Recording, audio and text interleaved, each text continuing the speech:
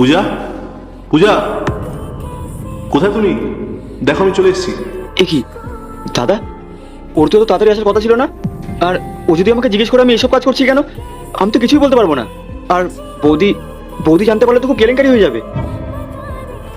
এ কি? ওকে, ও মনে হয় পূজা নতুন কাজের লোক রেখেছে। সত্যি তো, এত বড় বাড়ি ওর পক্ষে একা চালানো সম্ভব না। যাই হোক, ভালো হয়েছে একটা কাজের লোক রেখেছে, ওরও একটু হেল্প হয়ে যাবে। কিন্তু পূজা কোথায়? পূজা, পূজা, এই যে ভাই, পূজা কোথায় জানো? হ্যাঁ তোমাকেই বলছি। কি নাম তোমার? আরে কথা বলছো না কেন? আশ্চর্য তো, তুমি গানে শুনতে পাও না নাকি? কি হলো?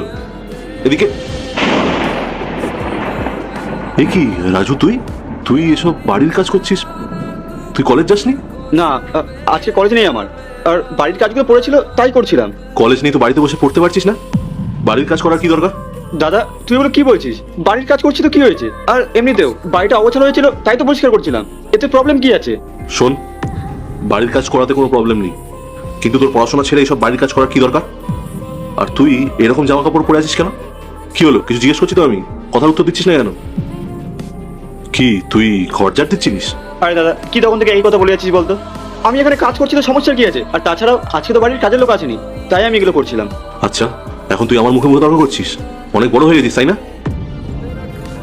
আচ্ছা দাঁড়া, পূজা নিজে এসে দেখুক যে তুই এখানে কি কাজ করছিলিস, তখনও কি করে তুই দেখিস। পূজা, তুই বৌদিকে ডাকিস না, আমি তোকে বলছি কি হয়েছে। ফেলো সব, অত পড়াশোনা করার কোনো দরকার নেই। বৌদি, এসব কি করছো তুমি? কি করছি মানে?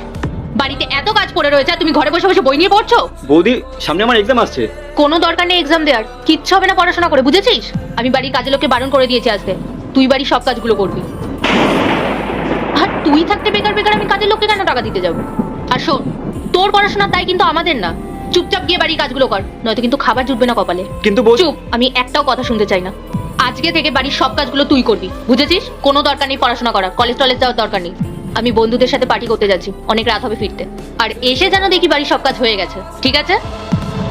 এরপর কি হয় সেটা দেখার আগে মায়ের কাছে 5 টাকা চাইলে 10 টাকা দেই, একটা রুটি চাইলে 2টা রুটি দেই। সেই মাকে যদি ভালোবেসে থাকো তাহলে ভিডিওটিতে লাইক দিয়ে চ্যানেলটিকে সাবস্ক্রাইব করে কমেন্টে মা লিখে যাও। এসব তুই কি বলছিস? পূজা এসব করতেই পারে না, কারণ ও নিজেই চায় যে তুই ভালো একটা জব করিস। দাদা আমি সত্যি কথা বলছি, বৌদি আমার সাথে এমনটাই করে। তুই যবে থেকে বাইরে গেছিলি না, বৌদি আমার সাথে খুব বাজে ব্যবহার করতো। আর তুই জানিস, বৌদি না অনেক রাত করে বাড়ি ফেরে, বাড়িতে থাকে না, বন্ধুদের সাথে ঘুরতে যায়, পার্টিতে যায়। আর কখনো কখনো তো এমনও হয়েছে যে বৌদি নিজের বন্ধুদেরকে এই বাড়িতে রেখেছে।